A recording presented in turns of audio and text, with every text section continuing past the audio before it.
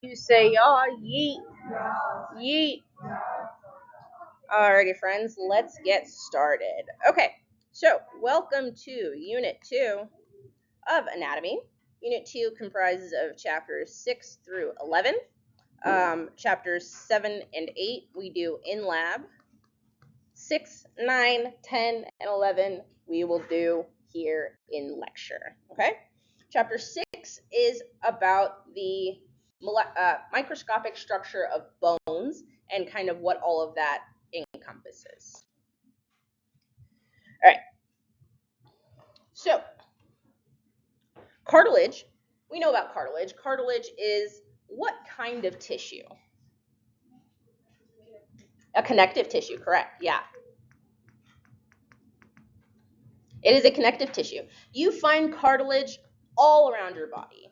As a child, you have a lot more cartilage, right? Your bones aren't really even real yet, they're just cartilage. But as an adult, you can find cartilage in the external ear. What kind of cartilage is that? Yeah, that is elastic. You can find cartilage in the nose. What kind of cartilage is that one? Hyaline, yeah, the most abundant cartilage. All right. You'll find cartilage in the larynx and the trachea. Larynx and trachea. As well as in between your intervertebral discs, in the pubic symphysis, and the articular discs. And we'll talk about all of those a little bit more in lab. Okay? This cartilage is fibrocartilage. Fibrocartilage is super duper strong. Well, I'm not super duper, but it's pretty strong. Okay?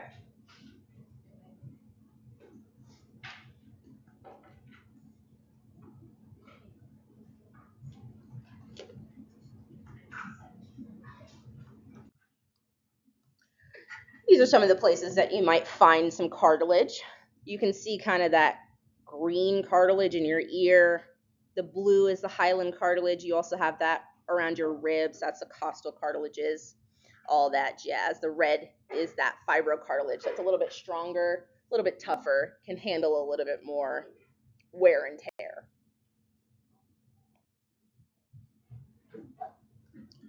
Okay. So similarly to the serous membranes that we kind of talked about in Unit 1, cartilage also has some surrounding tissue. What do we think that tissue might be called? Throw out a guess. I heard it. Say it louder. Perichondrium. Yeah, the perichondrium.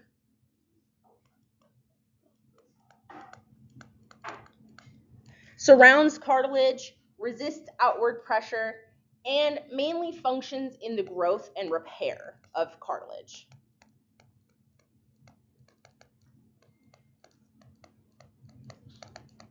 That pericardium is mostly water, not mostly water, there's a bunch of other stuff in there, but there is quite a bit of water in your perichondrium. Okay. That perichondrium is made of dense, irregular connective tissue.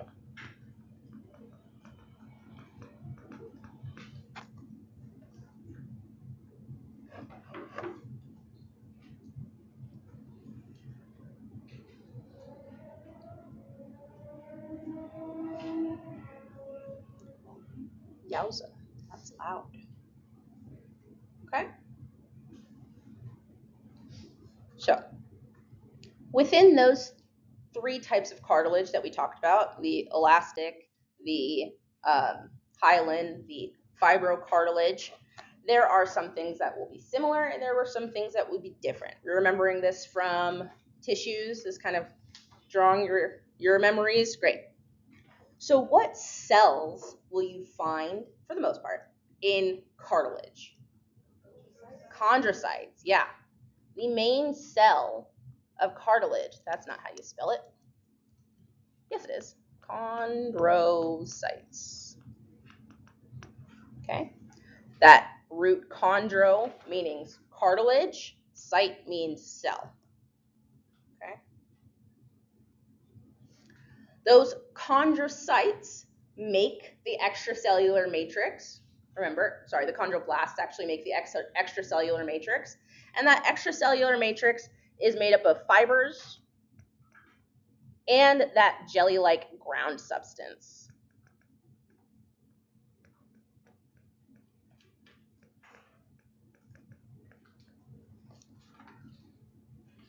We'll find chondrocytes located within these small structures called lacunae.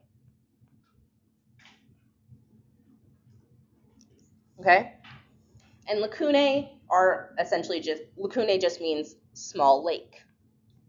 Small lake. And we'll talk about why that is in just a bit. Okay?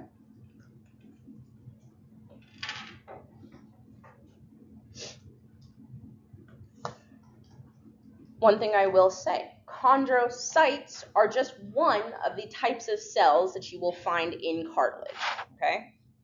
The main, well, not main, one of them is chondroblasts.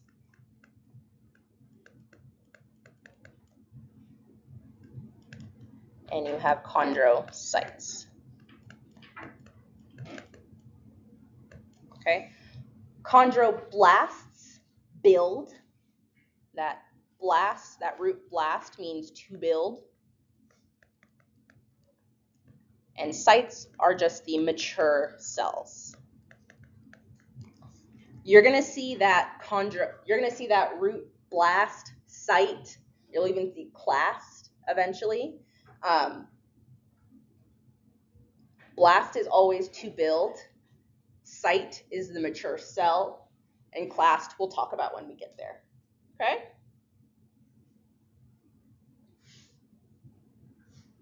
Cool? Great. So, hyaline cartilage is the most abundant type of cartilage. You have more of this than any other type, right? You saw those in your costal cartilages, in your ribs, in your nose, all over the place. You have hyaline cartilage everywhere, okay? The only fiber in the matrix is collagen. Collagen. And its fiber unit is a fibril. A fibril is one unit of a collagen fiber. With me? Okay. The ground substance of that cartilage holds a lot of water.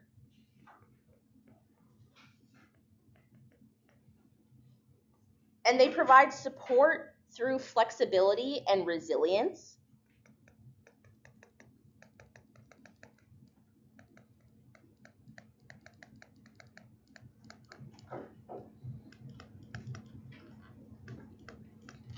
See, the collagen can kind of be made up of fibrils, other strands.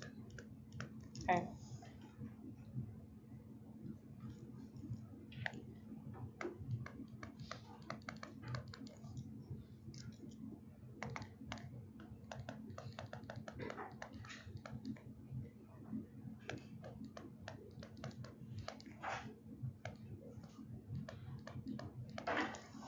Those are some locations that you may find some hyaline cartilage.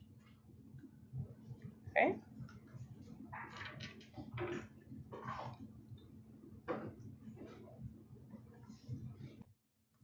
Elastic cartilage has what kind of fibers? Elastic, yeah. Elastic cartilage has elastic fibers, and it can handle lots of bending, stretching, moving, all kinds of stuff. Remember the example I gave about your mom grabbing your little ear when you were a kid? Yeah. It still bends right back into place. Okay? Fibrocartilage is pretty strong. So it resists strong compression and tension forces.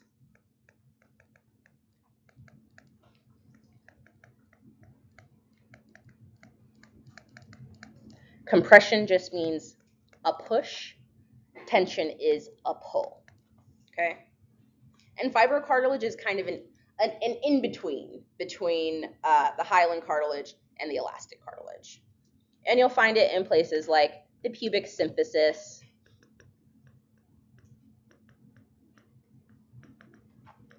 the meniscus of your knee, meniscus, and in the annulus fibrosus. Does anyone who is in lab today remember what the annulus fibrosus is a part of?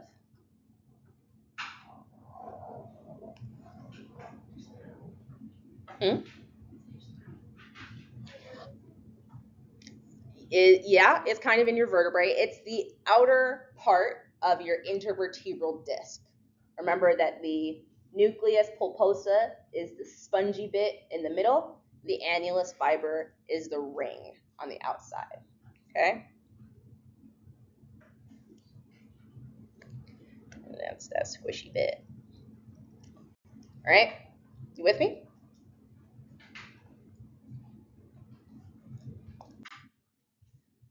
We've seen these cartilages. We remember this from histology. Elastic looks kind of wild and crazy. Fibrocartilage looks kind of rough around the edges. And the hyaline cartilage has these circular little guys that comprise of our cartilage. Okay. Cartilage has to grow. You have to be able to build your cartilage. There are two main ways that our bodies build cartilage. The first is appositional growth.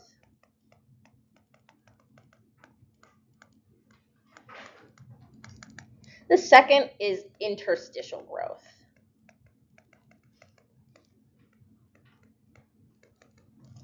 Appositional growth is essentially building from the outside in.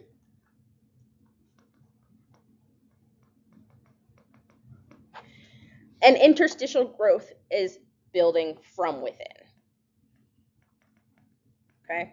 In appositional growth, the chondroblasts around the pericardium start to build new cartilage, right? They secrete their matrix, let me say it like this. The chondroblasts secrete their matrix. Let's make it blue. Eventually, that secreted matrix will form a lacunae around that chondroblast. Once that lacunae has formed, it is now what we call a chondrocyte. Okay?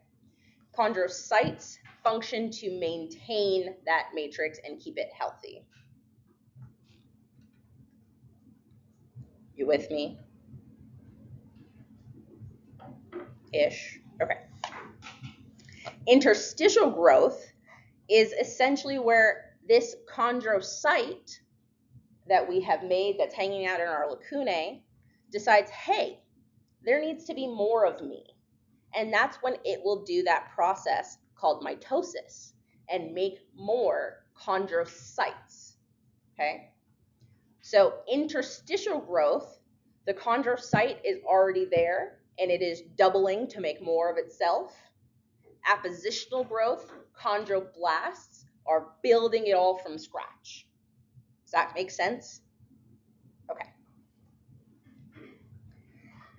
Eventually, as you age, your cartilage stops growing. It stops growing around the time when your skeleton stops growing, and that's around your I would say late teens, early 20s.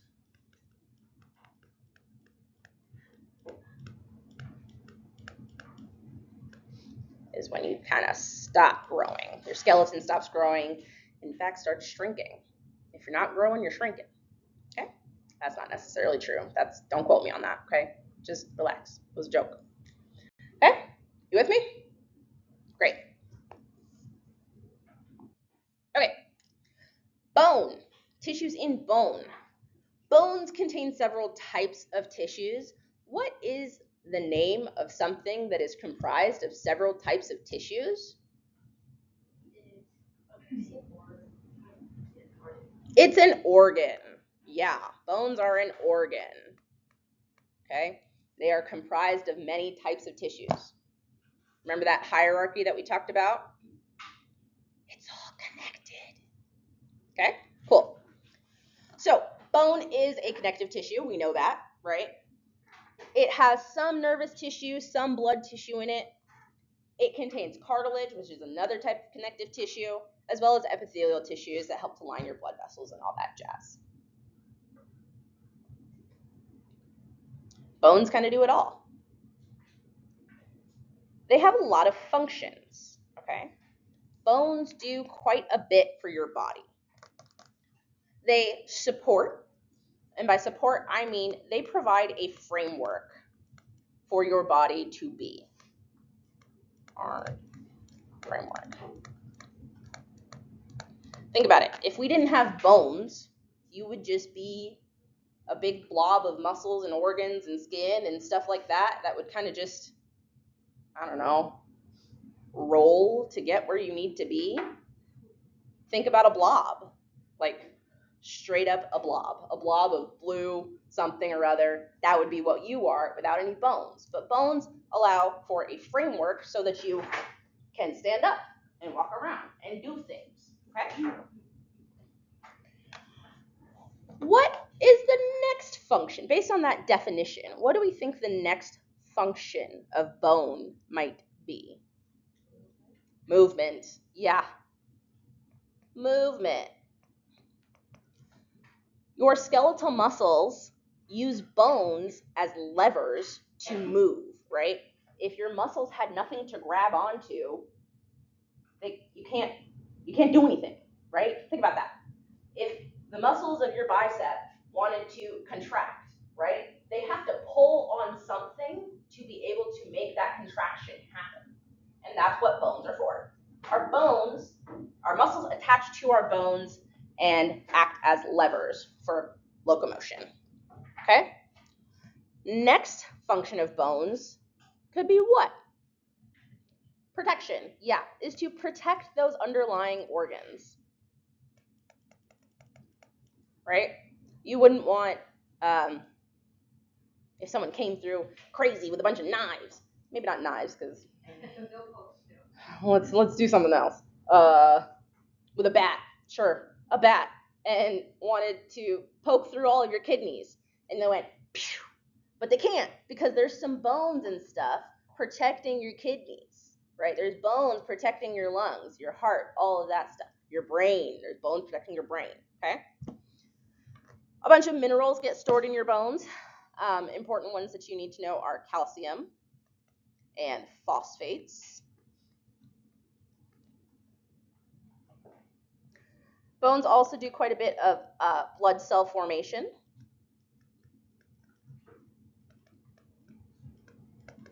As well as energy metabolism, okay? Osteoblasts, what are those? Bone builders, secrete a molecule called osteocalcin, and that osteocalcin helps to kind of regulate your sugar levels throughout your body. Not the only one that does so, but it definitely does help.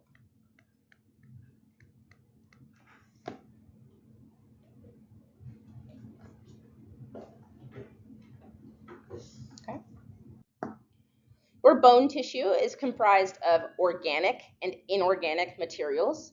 The organic components make up about 35% of your bone mass, while the inorganic components make up about 65% of your bone mass.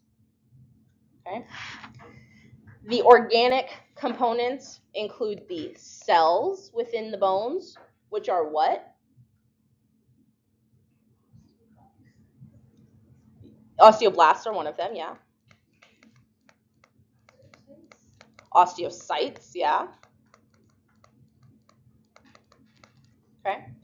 So the cells themselves, the fibers and ground substance that those cells produce,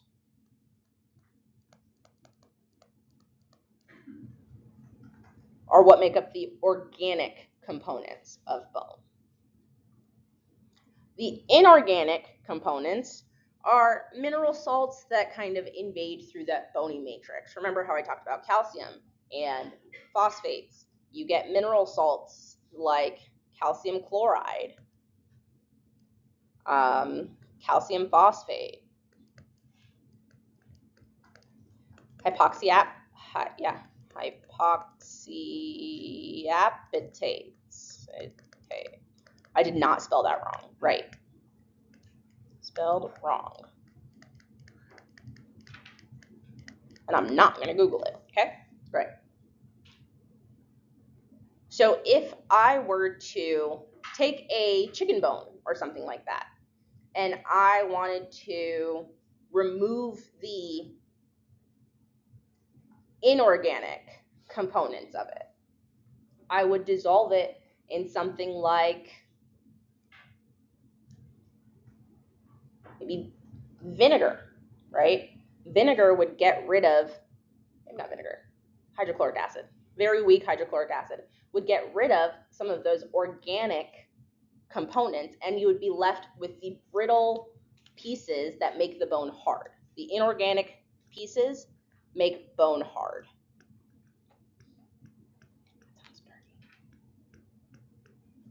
Okay, hardens that bone. Yikes. Okay. So if you got rid of the inorganic components, your bones would be soft and squishy and not very useful. The organic components give it life. It's giving me life.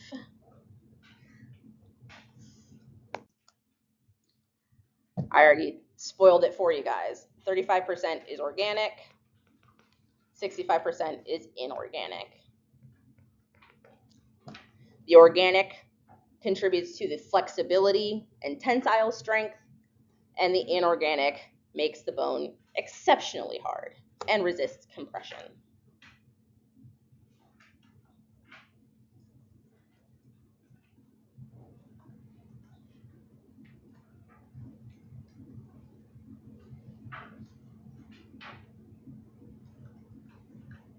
Okay? So we've already talked about some of the cells that you see in bone tissue. Okay?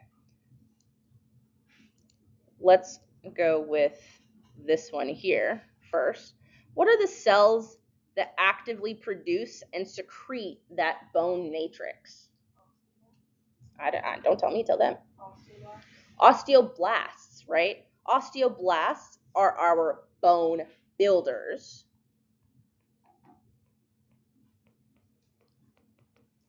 Okay? Before osteoblasts, there is a stem cell that makes those cells. That is called an osteoprogenitor cell.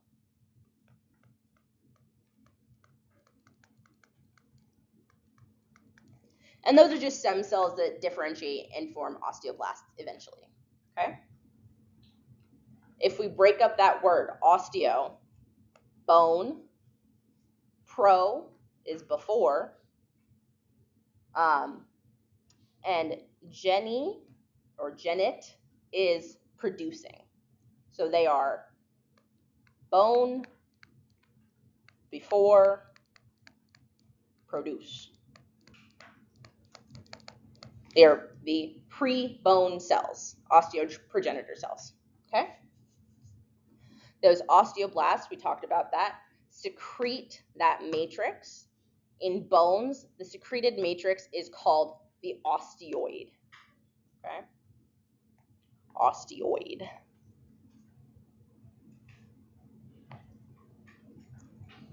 I kind of talked about it a little bit in chondrocytes, but osteoblasts do a very similar thing as chondroblasts, right? So you have your osteoblast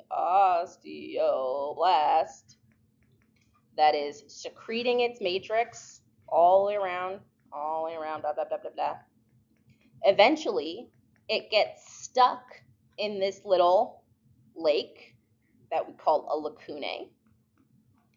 Once it's stuck in that little lake, it is no longer an osteoblast. It is an osteocell. osteocyte.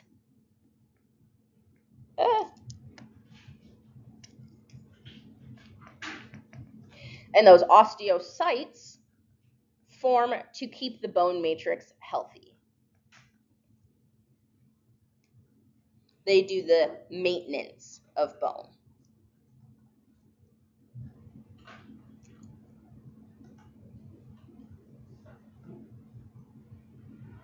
So those are the three types of cells that produce or maintain bone. But as you go along your day-to-day, bones also break down, okay? Your bones break down some of those inorganic components so that they can be reused, recycled, shoved into different places where they might be more needed, okay? The cells that function to reabsorb that bone is called an osteoclast. Osteoclasts secrete hydrochloric acid, which breaks down the inorganic components, as well as some lysosomal enzymes that help to break down the organic components. Okay? That root clast means to break. Okay? So you have osteoblasts, osteocytes, and osteoclasts. Okay? And then they also osteoprogenitor cells, but okay?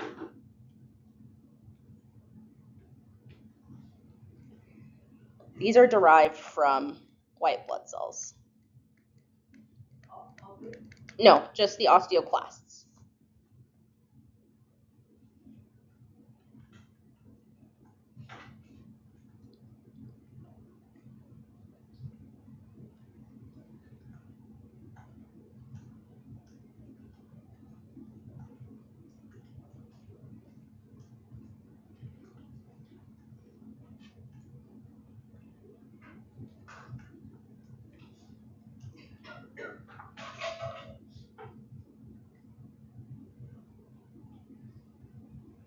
Okay.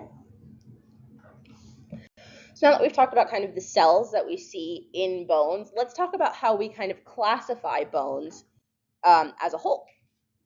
So when we're talking about bones, we kind of break them up into 4 categories. The bones will either be long bones,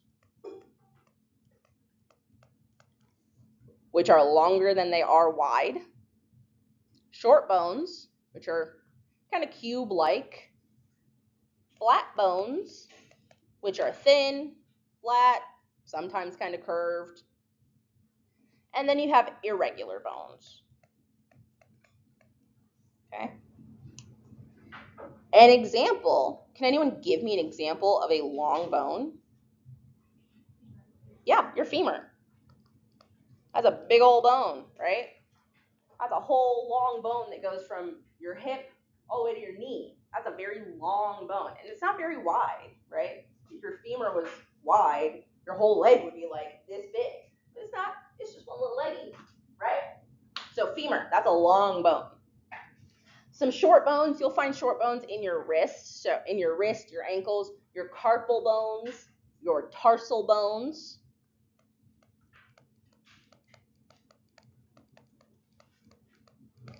Those are usually pretty cube shaped.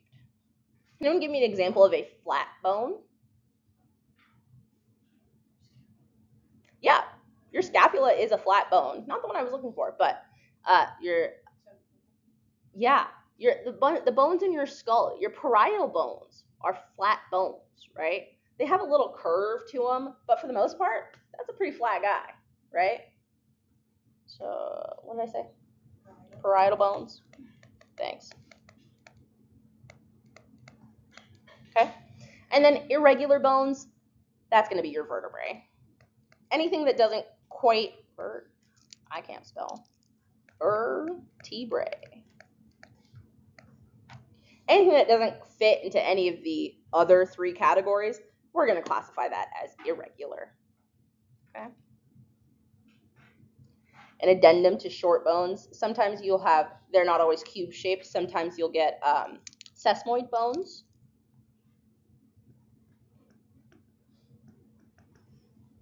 And those are sesame seed shaped. Sesame seed shaped. And you'll usually find those in like places that attach to a tendon. So like your, whatever the hell this bone is. Thank you. Your patella is a sesamoid bone. It's weirdly shaped. It's circular, not cubed, but we classify it as a short bone technically. Irregular. Yeah. Coccyx is an irregular bone. Okay? Cool? Cool. Okay? Some examples. Your humerus, your femur, your sternum is a very flat bone, right? That one sits right center in your chest. The talus, the vertebrae, all that stuff. Okay? So when we're talking about the gross anatomy, what is gross anatomy again? Yeah, the large scale anatomy. Bone is comprised of compact bone and spongy bone. That compact bone is usually on that outer edge.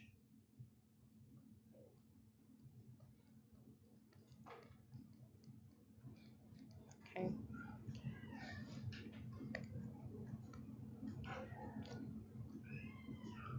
So that compact bone will be this very smooth layer. Lordy.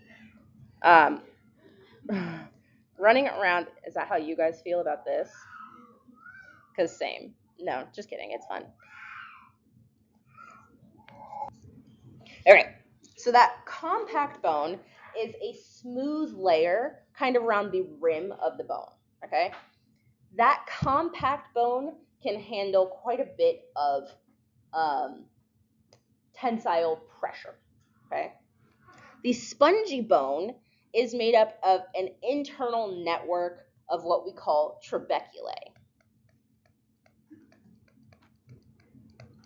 Those trabeculae, little beams of bone, are what allow for your bones to have a little bit of flexibility to them. Your bones don't bend too much, but they do bend a little bit, okay? And that trabeculae, no, you're supposed to be green. Kind of form these like matrix-like webs all throughout the center of the bone.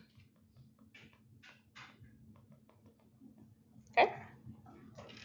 And then the open spaces between those trabeculae are filled with marrow, both red and yellow. Our yellow marrow is going to be black because I already used yellow, but you see what I mean there. All right. So bones have a lot going on their internal face. All right.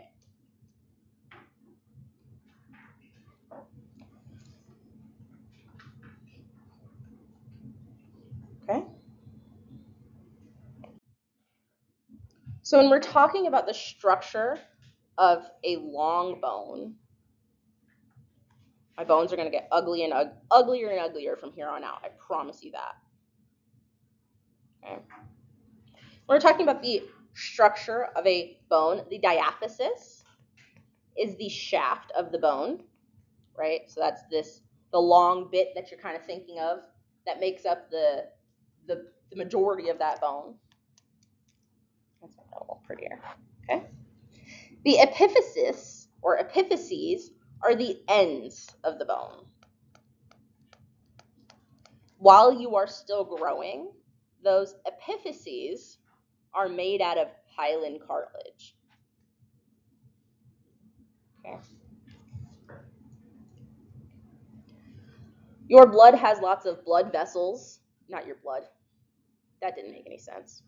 Your bones have lots of blood vessels, so they are highly vascularized, right? If you break a bone, it bleeds like stink. You don't know it because usually it's kept inside of your body, but you'll see a big old bruise forming up real quick and easy. Okay? Lots of blood in your bones. The medullary cavity is what is filled with yellow marrow.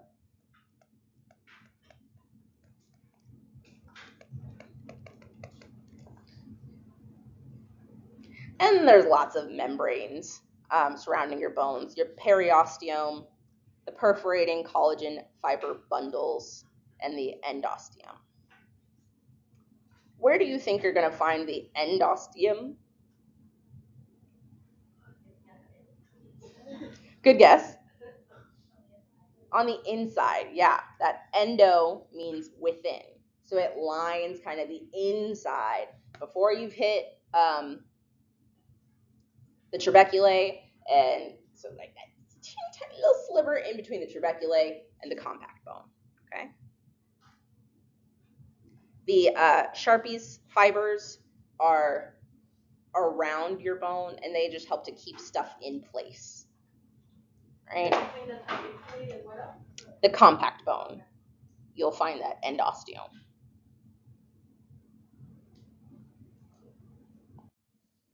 Okay. So if we're taking a quick look, right, we see that kind of smooth layer of compact bone around the outside, and then the trabeculae within, that kind of matrixy look to it. Okay. That endosteum is so miniature. It's so small, but it does exist. It is a layer, a wrapping. Okay. And the periosteum runs around the outside of that bone.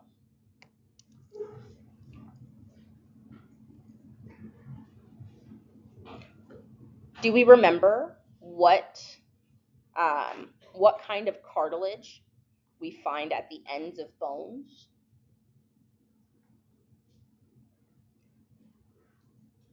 Got it. Hyaline cartilage. Hyaline cartilage. You got a 1 in 3 shot. Hyaline cartilage is probably going to be your best guess.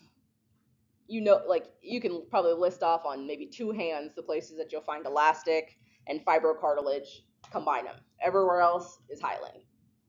Okay, so the ends of your bones covered in hyaline cartilage.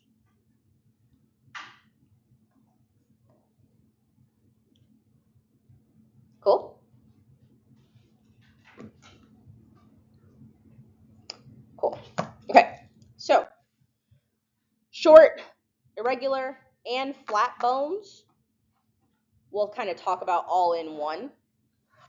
So they have bone marrow, but no marrow cavity, right? They're so small that you don't even really have space for a marrow cavity. So it just kind of weaves its way in through the trabeculae as needed. But you can see in this flat bone, you can see that compact bone a lot better, and that trabeculae, okay? And then this is just a zoom in of the trabeculae themselves.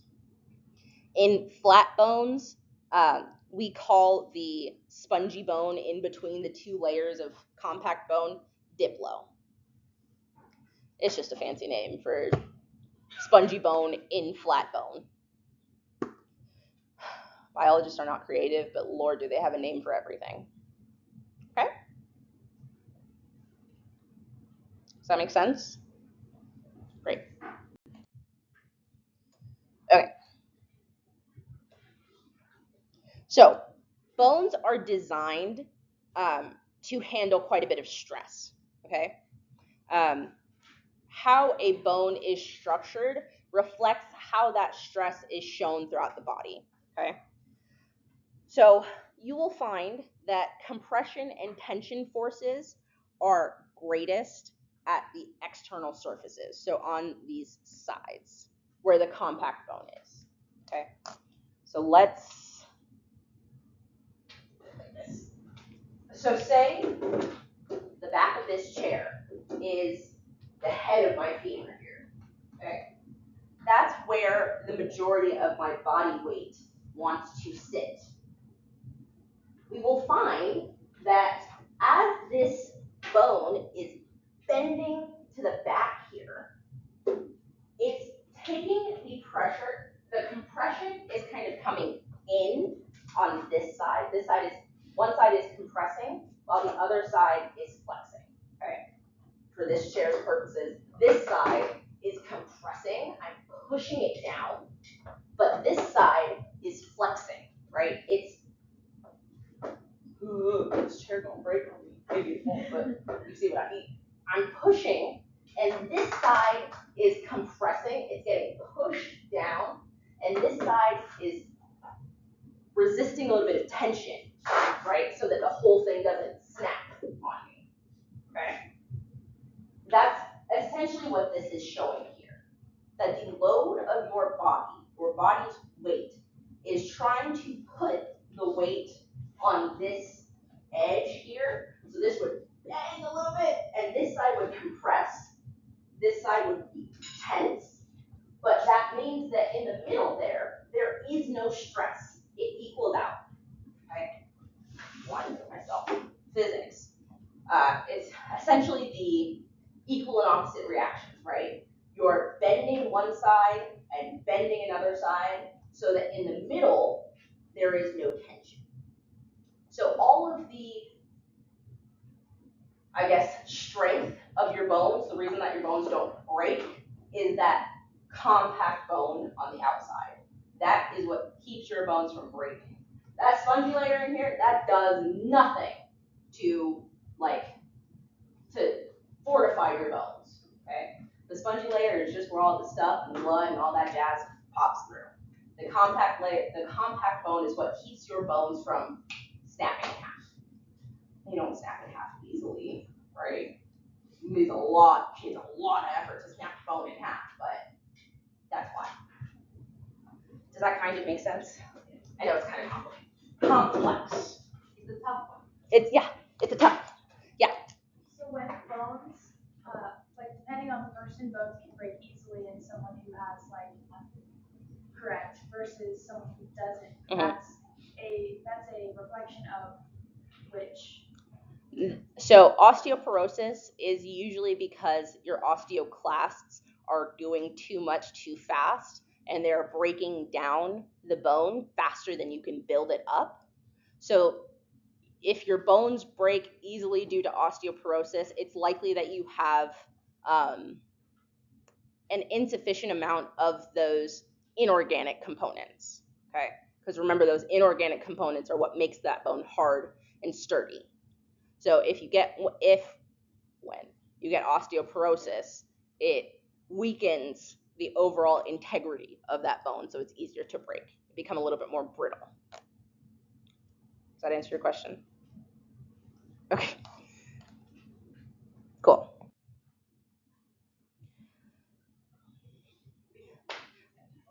That's what I said, but with the chair. You see that? You see what I mean there? One side is bending in a compression, the other side is becoming is a little bit more, has a pull force against it. You with me there? Okay, cool, great. Okay, bone markings. Your bones will get markings on them that reflect the stress that you put on them. Remember how I said, you maybe don't remember, but I have talked about how your muscles attach to your bones so that they can do things and move you around. Sometimes those pulls on your muscles will force changes in your bones, but they're usually pretty similar along all humans, okay? So for example, that the external occipital protuberance is a remnant of your trapezius muscle that lets you kind of do this flexion and extension of your neck.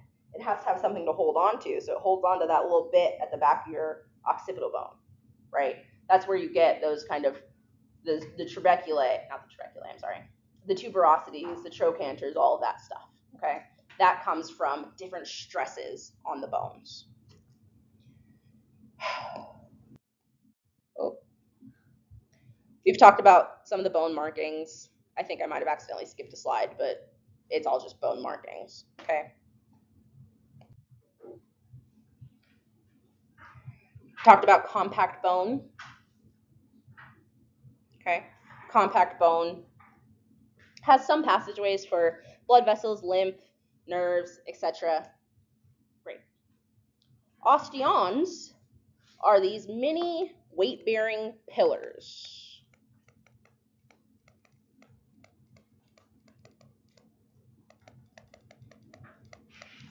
that act to support the cells themselves. Okay? Osteons are also called, they're part of the Haversian system.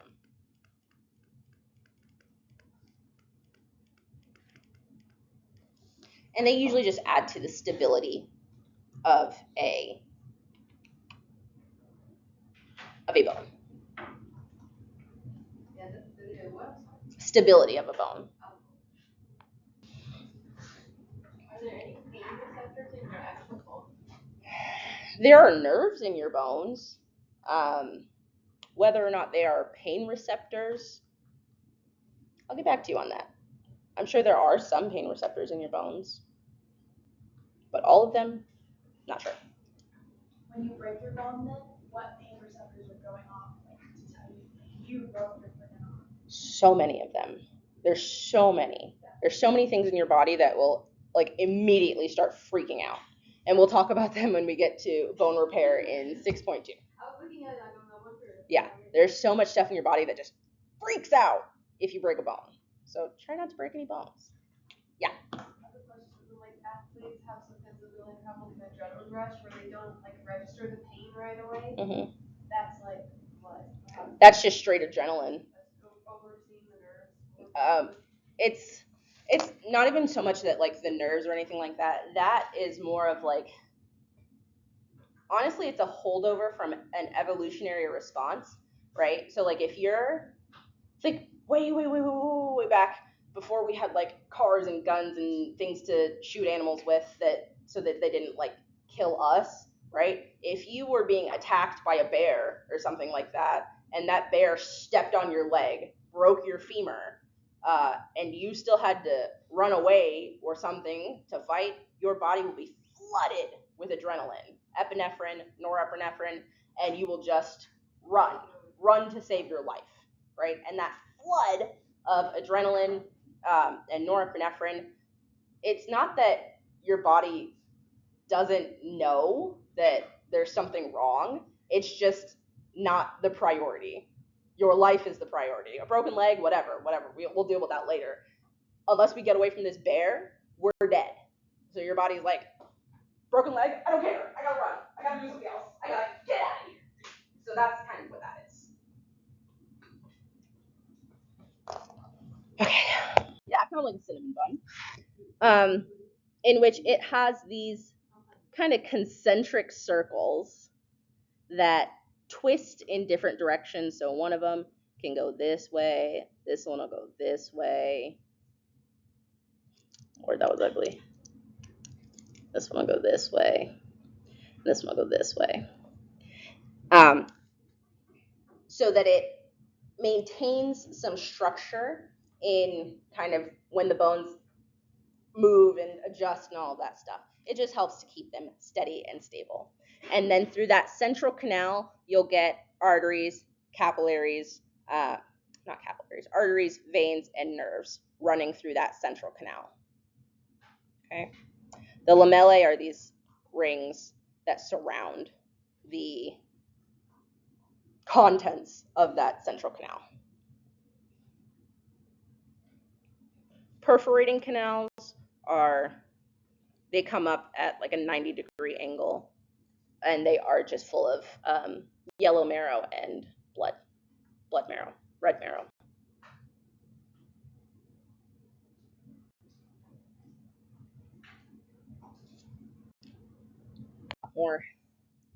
A lot more, I don't know about that.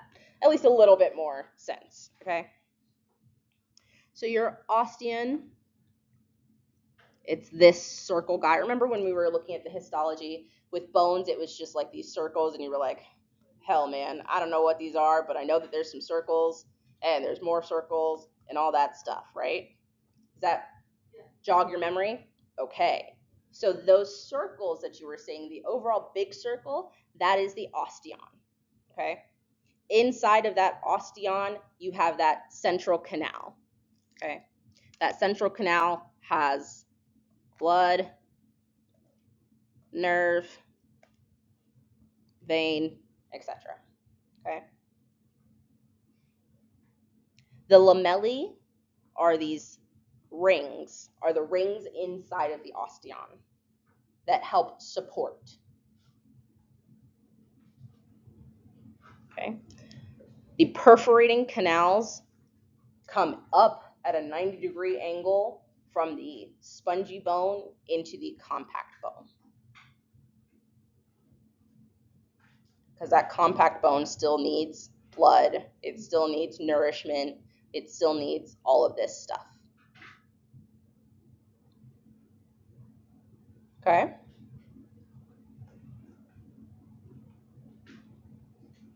Canaliculi is the space in between those lamellae.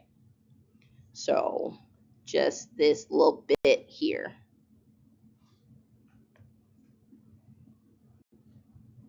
Is that canaliculi.